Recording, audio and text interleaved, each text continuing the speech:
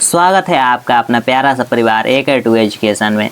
तो आज हम लोग पढ़ने वाले हैं क्वेश्चन बैंक। हम लोग क्वेश्चन बैंक पढ़ने वाले हैं हिंदी सब्जेक्ट का। हिंदी जो आपका 100 मार्क्स का होता है, हिंदी 100 मार्क्स का आप जो हम लोग क्वेश्चन बैंक पढ़ने वाले हैं। क्वेश्चन बैंक का 2009 से लेके 2023 तक जितने सारे क्वेश्चन पूछे गए हैं उसमें टॉप 15 ऑब्जेक्टिव क्वेश्चन है। यहाँ देखिए टॉप 50 VVI ऑब्जेक्टिव क्वेश्चन लेकर आया हूँ। वायरल क्वेश्चन जो कि आपके बोर्ड एग्जाम में पूछा जाने वाला क्वेश्चन है, तो ये क्वेश्चन बैंक का सब वायरल क्वेश्चन लेकर आया हूँ, जो कि सभी हमारा ऑब्जेक्टिव टाइप क्वेश्चन है, जो कि बोर्ड एग्जाम के लिए आपके काफ़ी इंपॉर्टेंट है। तो चैनल पर पहली बार आए हैं तो सब्सक्राइब कर लीजिए। ये हमारा क्वेश्चन बैंक का पार्ट 1 है। एक पार्ट में हम लोग टोटल 50 ऑब्जेक्टिव क्वेश्चन देखेंगे। इस तरह से हमारा डेली क्लास हो रहा है, डेली आप लोग आते रहिए और डेली 50 हम लोग क्वेश्चन बैंक का वायरल ऑब्जेक्टिव क्वेश्चन देखेंगे। क्वेश्चन बैंक और मॉडल सेट दोनों साथ में चल रहा है, तो दोनों को जरूर से वीडियो देखते रहिए। शाम को और सुबह में दोनों टाइम क्लास हो रहा है, तो क्लास को जरूर से ज्वाइन कीजिए।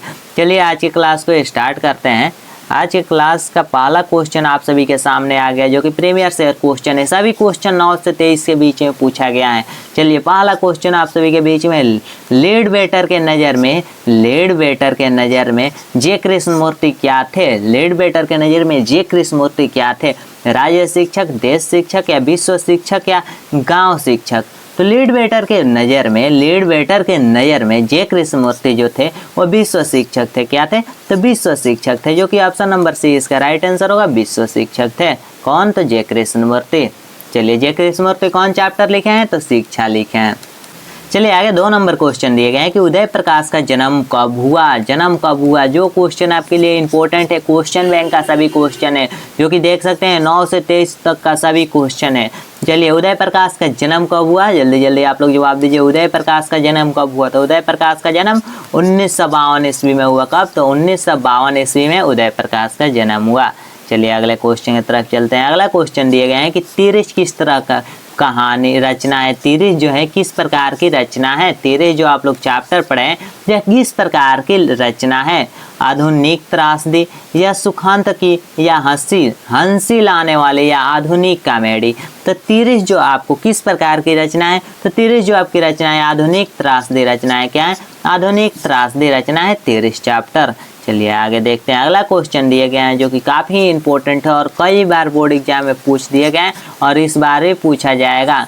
चलिए क्वेश्चन है, मोहन राकेश के बचपन का नाम क्या था? बचपन में मोहन राकेश का क्या नाम था? मोहन राकेश के बचपन में क्या नाम था? मोहन राकेश का बचपन में नाम था मदन मोहन मुगलानी नाम था, मदन मोहन मुगलानी। चलिए अगले क्वेश्चन की तरफ चलते हैं। अगला क्वेश्चन दिए गए काफ़ी इंपॉर्टेंट है।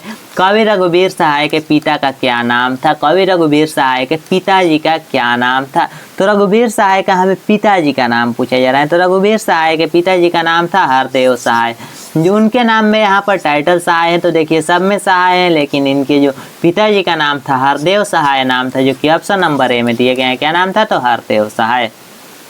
चलिए अगला क्वेश्चन देखते हैं। अगला क्वेश्चन दिए गए हैं कि प्राकृतिक वर्णन से संबंधित कविता है। प्राकृतिक वर्णन से संबंधित कौन सी कविता है जो कि प्राकृतिक से संबंधित है? तो प्राकृतिक से हमारा संबंधित कविता है उषा जो चैप्टर दिए गए हैं, ये हमारा कविता जो है प्राकृतिक से संबंधित है। चलिए अगला क्वेश्चन दिए गए हैं, कवियों के कवि किस कवि को कहा जाता है? कवियों के कवि किस कवि को कहा जाता है? मतलब कवियों के कवि किस कवि को कहा जाता है? तो शमशेर बहादुर सिंह को कवियों के कवि कहा जाता है। टाइम बहुत कम है आपके बोर्ड एग्जाम के लिए। आज देखिए आज 3 जनवरी हो गया, बस 27 दिन और बचा हुआ है आपके एग्जाम के लिए। तो लगातार क्लास करते रहिए डेली, इसलिए मैं जल्दी आप लोग को सभी सिलेबस कवर करा रहा हूँ। तो चैनल पर पहले बार आए तो सब्सक्राइब भी कर लीजिएगा और वीडियो को लाइक कर दीजिए और अपने दोस्तों में ज़्यादा से ज़्यादा शेयर कीजिए। चलिए अगले क्वेश्चन की तरफ चलते हैं। अगला क्वेश्चन दिए गए हैं कि भूसड़ की कविता में कौन रस पाया जाता है? भूसड़ की जो कविता हम लोग पढ़े हैं उस कविता में कौन सा रस है? श्रृंगार रस, भक्ति रस, वीर रस या वात्सल्य रस? तो भूसड़ की कविता में कौन सा रस है? जल्दी जवाब दीजिए। भूसड़ की कविता में वीर रस पाया जाता है। भूसड़ की कविता में वीर रस पाया जाता है। चलिए अगला क्वेश्चन देखते हैं। अगला क्वेश्चन काफ़ी इंपॉर्टेंट है कि जहाँ भय है वहाँ मेघा नहीं हो सकती। जहाँ भय है मतलब जहाँ डर है वहाँ मेघा नहीं हो सकती। किस पठित पाठ की उक्ति है या किस पाठ की लाइन है? तो यह किस पाठ की लाइन है? जहाँ भय है वहाँ मेघा नहीं हो सकती। तो शिक्षा पाठ अगर आप लोग पढ़े होंगे तो याद होगा आपको, जहाँ भय है वहाँ मेघा नहीं हो सकती है, शिक्षा चैप्टर में दिया गया है। चलिए अगला क्वेश्चन है, जे कृष्णमूर्ति का पूरा नाम क्या है? जे कृष्णमूर्ति का पूरा नाम क्या है? तो जे कृष्णमूर्ति का पूरा नाम क्या है? जद कृष्णमूर्ति या जिद्दू कृष्णमूर्ति या जद कृष्णमूर्ति या सज्जद कृष्णमूर्ति। तो याद रखिएगा, जे कृष्णमूर्ति का पूरा नाम है जिद्दू कृष्णमूर्ति। जिद्दू जो कि अपने जिद पर अड़े रहते हैं, जिद्दू कृष्णमूर्ति। चलिए अगला क्वेश्चन दिया गया है कि सूरदास किस भाषा के कवि हैं? सूरदास किस भाषा के कवि हैं? संस्कृत या ब्रज या अवधी या मैथिली? सूरदास किस भाषा के कवि हैं? तो सूरदास जो भी कविता लिखते हैं वो ब्रज भाषा में लिखते हैं। तो ब्रज भाषा के कवि कौन है? तो सूरदास किस भाषा के कवि हैं?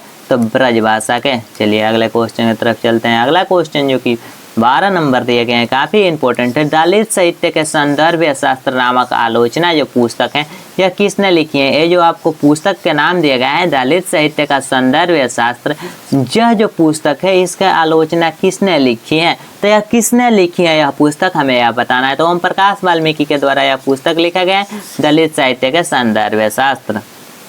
चलिए अगला क्वेश्चन दिए गए हैं कि ओ सदा नीरा शीर्षक निबंध में वर्णित मन कैसे तल हैं? वर्णित मन कैसे ताल हैं? गहरे या छोटे और विशाल या उथले या छिछले या गहरे और विशाल? तो ओ सदा नीरा अगर आप लोग चैप्टर पढ़े होंगे तो याद होगा उथले और थिथले हैं, उथले और थिथले हैं। चलिए अगले क्वेश्चन की तरफ चलते हैं। अगला क्वेश्चन दिए गया है कि किसकी विजय हुई, सेना की या नागरिक की? किसकी विजय हुई, सेना की या नागरिक की? यह पंक्ति किस पाठ से ली गई है? अगर आप लोगों ने कहानी को अच्छे से पढ़ा होगा तो आप लोग को याद है कि किसकी विजय हुई, सेना की या नागरिक की? यह लाइनिंग जो है आपके हार जीत कविता में है। किस कविता में? तो हार जीत कविता में ये लाइनिंग दिया गया है। चलिए अगले क्वेश्चन की तरफ चलते हैं। अगला क्वेश्चन दिया गया है कि अशोक वाजपेयी मूल निवास, अशोक वाजपेयी का मूल निवास स्थान कहाँ है? अशोक वाजपेयी का मूल निवास स्थान कहाँ है? जल्दी जल्दी जवाब दीजिए। सागर मध्य प्रदेश में कहाँ है? तो सागर मध्य प्रदेश में अशोक वाजपेयी का मूल निवास स्थान है। चलिए अगला क्वेश्चन दिया गया है कि क्लर्क की मौत शीर्षक कहानी में क्लर्क का क्या नाम है? क्लर्क की मौत शीर्षक कहानी में, ये जो आप लोग कहानी पढ़े क्लर्क की मौत, इसमें जो क्लर्क हैं, क्लर्क का क्या नाम है? तो क्लर्क का नाम है इवान दिमित्रिच चर्याको। क्या है? चर्याको। चलिए अगले क्वेश्चन की तरफ चलते हैं। अगला क्वेश्चन है, इसमें आप लोगों को प्रीमियर शेयर क्वेश्चन में मैं आप लोगों को बुक प्लस ग्रामर दोनों का क्वेश्चन अटैच करके लाया हूँ कि अगर आपको बुक से आए तो बुक वाला भी और ग्रामर वाला आए तो ग्रामर वाला भी, दोनों क्वेश्चन अटैच हैं। तो सबसे पहले हम लोग बुक का किए, फिर ग्रामर, फिर बुक, फिर ग्रामर, फिर बुक, फिर ग्रामर। इस तरह से हम आप लोगों के लिए लगा कर लाए हैं। टोटल एक बार में हम लोग 50 सब्जेक्टिव क्वेश्चन सॉल्व करेंगे। चलिए अगला क्वेश्चन दिया गया, ईमानदार शब्द का विलोम शब्द। विलोम मतलब होता है उल्टा शब्द। तो ईमानदार का उल्टा क्या हो जाएगा? शरीफ या बेईमान या भला मानुस या दुर्जन? तो जल्दी जल्दी आप लोग जवाब दीजिए कि ईमानदार का विलोम शब्द क्या होगा? तो ईमानदार का बेईमान, बेईमान का ईमानदार। चलिए अगले क्वेश्चन की तरफ चलते हैं। अगला क्वेश्चन भी विलोम शब्द करना है। आवड़र का विलोम शब्द क्या होगा? आवड़र का विलोम शब्द हमें बताना है। तो आवड़र का ऑन आवड़र हो जाएगा। आवड़र का ऑन आवड़र, हमें उल्टा कर देना है इस शब्द को। चलिए अगला क्वेश्चन दिए गए हैं, काफ़ी इंपॉर्टेंट है। इस क्वेश्चन में बहुत सारे स्टूडेंट कंफ्यूज हो जाते हैं कि ओम शब्द का विलोम शब्द क्या होगा? ओम का विलोम क्या होगा? प्रमुख, काली, गौड़ या मध्यम? तो ओम अगर जब भी आपसे पूछ दिया जाए कि ओम का विलोम शब्द, तो ओम का विलोम शब्द होता है कल्ली। ओम का विलोम शब्द कल्ली होता है, याद रखिएगा। चलिए अगला क्वेश्चन दिए गए हैं जो कि विलोम शब्द से कठोर, कठोर शब्द का विलोम शब्द क्या होगा? कठोर मतलब कठोर है कोई चीज़, तो उसका विलोम क्या होगा? उल्टा कीजिएगा तो कोमल हो जाएगा। कोमल का उल्टा कठोर हो जाएगा। कठोर मतलब एकदम कोमल है। चलिए अगला क्वेश्चन दिएगा, उल्टा कीजिएगा तो कोमल। अगला क्वेश्चन है कि आलस्य शब्द का विशेषण क्या होगा? अब हमें विशेषण बताना है कि आलस्य शब्द का विशेषण क्या होगा? आलस्य या अलस्य या आलसीपन या आलसी? आलस्य शब्द का जब विशेषण देखिएगा तो आलसी होता है। क्या होता है? आलस्य का आलसी। अधपका शब्द में उपसर्ग है। अधपका शब्द में उपसर्ग कौन है? उपसर्ग और प्रत्यय देख लीजिए। उपसर्ग जो आपको होता है वह किसी भी वर्ड में पहले जो लगता है, पहले लगता है उसको हम लोग उपसर्ग बोलते हैं। जो बाद में लगता है उसको प्रत्यय, जो बाद में लगता है वो आपका प्रत्यय है और जो पहले लगता है वो आपका उपसर्ग है। तो इसमें पहले क्या लगा है? ये आपका शब्द एक दिया गया अधपका, तो पका एक हमारा शब्द हो गया। इसमें अध क्या हो गया? तो क्या पूछ रहा है औध, तो औध ही इसमें जो है औध आपका उपसर्ग हो जाएगा, ये आपका औध है तो औध इसमें उपसर्ग हो जाएगा, जो कि ऑप्शन नंबर ए इसका राइट आंसर दिया गया है। उपसर्ग और प्रत्यय दोनों हम लोग देखेंगे, अभी प्रत्यय आगे हैं। चलिए यहाँ पर दिया गया है सपरिवार शब्द में उपसर्ग है, आपको शुद्ध शब्द देख लेना है। यहाँ पर एक शब्द दिया गया है परिवार, परिवार में इसमें कौन सा अलग है, तो स एक अलग है, तो इसमें स आपका उपसर्ग हो जाएगा, तो स आपका उपसर्ग हो जाएगा। चलिए अगला क्वेश्चन है अंकुरित में कौन सा प्रत्यय है। अंकुरित शब्द में हमें प्रत्यय बताना है, उपसर्ग नहीं बताना है, प्रत्यय बताना है। इसमें छुपा रहता है कुछ शब्द जिसको हम बताना है, लास्ट में वो लगता है। जैसे अंकुरित, अंकुरित में अंकुर एक आपका नाम हो गया, इसमें यहाँ पर बच जाता है रीत, तो रीत को हम लोग यहाँ पर र यहाँ पर आ गया तो बचा हमारा हारसिन और यहाँ पर तो दो हमारा वर्ड बचा तो ती हो जाएगा, तो इसको बोलते हैं अंकुरित में आपको इसको और ई है, ये आपका जो हारसिन लग रहा है, हारसिन लग रहा है ई है और तो है, तो इसमें आपको अंकुरित में इत प्रत्यय हो जाएगा, कौन, तो इत प्रत्यय हो जाएगा। चलिए महिमा, महिमा शब्द में प्रत्यय है, महिमा शब्द में प्रत्यय है, तो महिमा में कौन प्रत्यय हो जाएगा, तो मही, मही ईमा, ईमा, ईमा इसमें प्रत्यय हो जाएगा, कौन, मही ईमा, तो ईमा इसमें आपका प्रत्यय हो जाएगा। चलिए अगला क्वेश्चन दिया गया है आनंदमंदय, आनंदमय, आनंदमय शब्द में कौन समास है, आनंदमय जो शब्द है जिसमें कौन सा समास है, तो इसमें कौन समास है, समास के डिटेल वीडियो चैनल पर है तो जाके देख सकते हैं। तत्पुरुष समास हो जाएगा आनंदमय। चलिए अगला क्वेश्चन दिया गया है कि नवरत्न, नवरत्न शब्द में कौन समास है, नवरत्न शब्द में कौन सा समास है, तो नवरत्न शब्द में कौन सा समास है, जल्दी जल्दी जवाब दीजिए आप लोग। नवरत्न शब्द में कौन सा समास है, नवरत्न में आपका द्विगु समास हो जाएगा, द्विगु समास हो जाएगा जो कि नवरत्न में। चलिए अगला क्वेश्चन दिया गया है चंद्रमौली शब्द में कौन समास है, चंद्रमौली, चंद्रमौली क्या है, तो चंद्रमौली, चंद्रमौली शब्द में हमें बताना है कौन सा समास है, जल्दी जल्दी आप लोग जवाब दीजिए। चंद्रमौली, चंद्रमौली में कौन सा समास है, जल्दी जल्दी जवाब दीजिए। चंद्रमौली, चंद्रमौली से आपका बहुब्रीहि हो जाएगा, याद कीजिए बहुब्रीहि, चंद्रमौली पूरा डिटेल में बताए हैं। अगला क्वेश्चन देखिए कि आकाश पताल एक करना, आकाश पताल एक करना मुहावरे का अर्थ क्या हो जाएगा। अभी आपका जो टाइम है, अभी आपका जो एग्जाम टाइम है, एग्जाम का अभी आपका टाइम है एकदम सेम यही आकाश पताल एक करने वाला, आकाश पताल एक करने वाला अभी समय है, मात्र आपको अब 27 दिन बचा है, तो सबका आकाश पताल एक कर दीजिए, मतलब कठिन परिश्रम कीजिए, कठिन परिश्रम करना के आकाश पताल एक करना होता है। चलिए अगला क्वेश्चन दिए गए हैं कि मुट्ठी में करना, मुट्ठी में करना आप लोग बहुत सुने होंगे, बहुत लोग बोलते हैं कि उसको मुट्ठी में कर लिए हैं। मुट्ठी में करना मतलब बस में करना, किसी को बस में कर लेने का मतलब होता है मुट्ठी में करना। चलिए अगले क्वेश्चन की तरफ चलते हैं। अगला क्वेश्चन दिए गए हैं 31 नंबर के।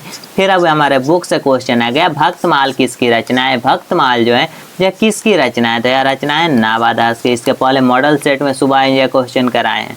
चलिए अगला क्वेश्चन दिया गया है कि हिंदी कहानी के विकास में मील का पत्थर, हिंदी कहानी के विकास में मील का पत्थर कौन कहानी मानी जाती है, तो हिंदी कहानी के विकास में मील का पत्थर लाना सिंह का जो कहानी है उसने कहा था, यही कहानी मानी जाती है मील का पत्थर उसने कहा था, जिसके राइटर हैं चंद्रधर शर्मा गुलेरी। कौन है, चंद्र शर्मा गुलेरी। चैप्टर का नाम है उसने कहा था, इसका मेन कैरेक्टर है जो कि लाना सिंह। चलिए अगले क्वेश्चन की तरफ चलते हैं। अगला क्वेश्चन दिया गया है कि जयशंकर प्रसाद का महाकाव्य है, जयशंकर प्रसाद का महाकाव्य कौन सा है, तो कौन महाकाव्य कौन सा है जयशंकर प्रसाद का, जल्दी जल्दी जवाब दीजिए। कामायनी जो है जयशंकर प्रसाद का महाकाव्य है, जो कि ऑप्शन नंबर ए में दिए गए हैं।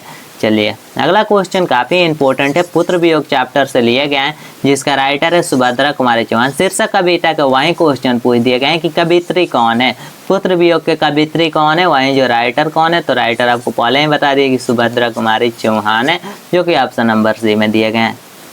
अगला क्वेश्चन है मालती, मालती किस कहानी की पात्रा है, मालती किस कहानी की पात्रा है, तो सिपाही की माँ जो चैप्टर पढ़ेंगे, सिपाही की माँ कहानी में मालती पात्रा है, जो कि। चलिए अगला क्वेश्चन दिए गए हैं कि ज्ञानेंद्र पति की कविता कौन है, ज्ञानेंद्र पति कौन सा चैप्टर लिखे हैं, हमें बताना है ज्ञानेंद्र पति कौन सा लेसन लिखे हैं। 4 चैप्टर आपके सामने है, तो गांव का घर जो चैप्टर दिए गए हैं इसको कौन लिखे हैं, तो ज्ञानेंद्र पति, जो कि ऑप्शन नंबर है इसका राइट आंसर होगा। चलिए अगला क्वेश्चन दिया गया है, काफ़ी इंपॉर्टेंट है कि हिंदी साहित्य का सूर्य, हिंदी साहित्य का यहाँ पर देखिएगा सूर्य किसे कहा जाता है, हिंदी साहित्य का सूर्य किसे कहा जाता है, हिंदी साहित्य का सूर्य कहा जाता है, सूर्य मतलब सूरदास, याद रखने का सीधा ट्रिक है, सूर्य मतलब सूरदास। चलिए अगला क्वेश्चन दिया गया है कि नाभादास का काव्य रचना क्षेत्र है, नाभादास के काव्य रचना क्षेत्र कहाँ है, तो जो क्षेत्र होता है तो नाभादास का काव्य रचना क्षेत्र है बिरतावन, हर किसी स्टूडेंट को याद होना चाहिए, नाभादास का काव्य रचना क्षेत्र कहाँ है तो बिरतावन है। चलिए अगला क्वेश्चन देखते हैं, काफ़ी इंपॉर्टेंट क्वेश्चन है कि सुभद्रा कुमारी चौहान का जन्म कब हुआ, सुभद्रा कुमारी चौहान का डेट ऑफ बर्थ जन्म तिथि, सुभद्रा कुमारी चौहान का जन्म कब हुआ, जल्दी जल्दी आप लोग जवाब दीजिए। 4, 1900, 1901, 1899। सुभद्रा कुमारी चौहान का जन्म हुआ 1904 ईस्वी में, कब तो 1904 ईस्वी में। चलिए अगला क्वेश्चन दिया गया है कि मुक्तिबोध का जन्म स्थान है, मुक्तिबोध का जन्म किस स्थान पर हुआ था, तो मुक्तिबोध का जन्म स्थान कहाँ है, चलिए रामगढ़, यशोपुर, वाराणसी, भोपाल। जल्दी जल्दी आप लोग जवाब दीजिए कि मुक्तिबोध का जन्म स्थान कहाँ है, तो मुक्तिबोध का जन्म हुआ है यशोपुर हुआ है, जो कि आपका ऑप्शन नंबर 20 का राइट आंसर हो जाएगा। तो अभी तक हम लोगों ने टोटल 40 VBI क्वेश्चन बैंक का ऑब्जेक्टिव क्वेश्चन सॉल्व किया, जो कि हमारा सब था प्रीवियस ईयर क्वेश्चन, जो कि 2009 से लेके 2023 के बीच में पूछा जाने वाला सभी क्वेश्चन, वायरल क्वेश्चन जो कि आपके बोर्ड एग्जाम में। इसका हमारा नेक्स्ट पार्ट जो आने वाला है, ये हमारा पार्ट 1 था क्वेश्चन बैंक का, इसका हमारा नेक्स्ट पार्ट 2 आने वाला है, तो चैनल को जरूर से सब्सक्राइब कर लीजिएगा। अगर आप भी मैट्रिक या इंटर में 450 प्लस नंबर लाना चाहते हैं तो डेली क्लास करते हैं, सुबह शाम डेली क्लास चल रहा है, तो चैनल को जरूर सब्सक्राइब कर लीजिए, अपने दोस्तों में शेयर कीजिए और जितने भी व्हाट्सअप ग्रुप में है उसमें सब में शेयर कीजिए। हमारा व्हाट्सअप नंबर है, इस नंबर पर आप व्हाट्सअप कीजिए, नीचे डिस्क्रिप्शन में आपको ग्रुप का लिंक मिल जाएगा, ग्रुप को ज्वाइन कर लीजिए, व्हाट्सअप कीजिए PDF नोट्स के लिए। मिलते हैं नेक्स्ट वीडियो में, तब तक के लिए जय हिंद, वंदे मातरम।